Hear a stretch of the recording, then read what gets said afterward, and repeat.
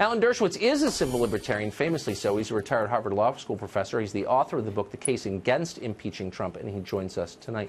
Professor, does it bother you that a law enforcement agency, and it doesn't need to be the FBI under Jim Comey, it could be any American law enforcement agency at any time, would leak damaging, in some cases classified information about targets of their investigations? Why would you want to live in a country where that happens? I've been bothered by this since J. Edgar Hoover.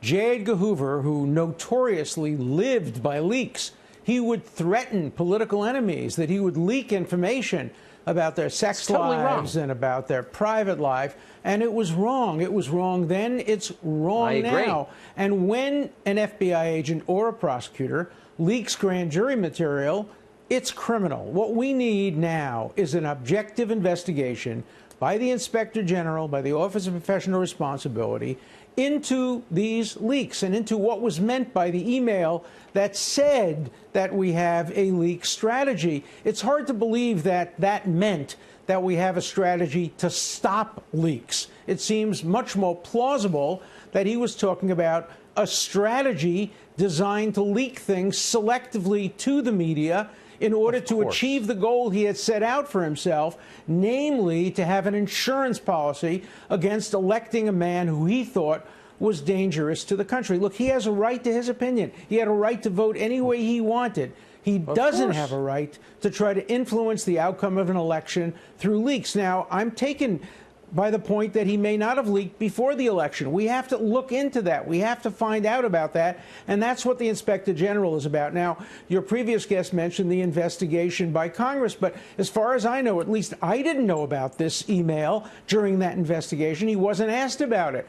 If that email exists and is authentic, it should have been in the hands of the people who are asking him the questions. He may have to be called back now to answer questions about what he meant under oath. What he meant by saying we have a leak strategy. I doubt that he will say under oath, oh, it was intended to make sure there were no leaks. That just doesn't pass the giggle test. So very quickly, why are more people not outraged by this? Does anyone want to live in a country where a law enforcement agency... I know, but this isn't a side. This is the side of every American who's subject to the FBI or any law enforcement agency. I mean, this should be scary to Democrats as well as Republicans. It is so dangerous to every American. Today it's Trump, thereafter. Tomorrow it could be Bernie Sanders or Hillary Clinton, and the day after tomorrow it could be you and me. That's why every civil libertarian, Democrat and Republican, has to be concerned about government by leak.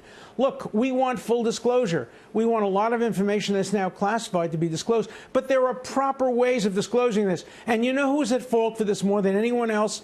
Comey, because he leaked information and laundered it through a professor at Columbia Law School. Shame on that professor, and shame on Comey. If Comey didn't have the courage to stand up in front of a TV camera and say, look, I feel so strongly about this that I'm going to give you this information. But no, he snuck the information to a law professor who collaborated with him in getting the information and causing the appointment of a special counsel without having the courage of his conviction to stand up. That's what a civil libertarian would do. That's what a patriotic American would do.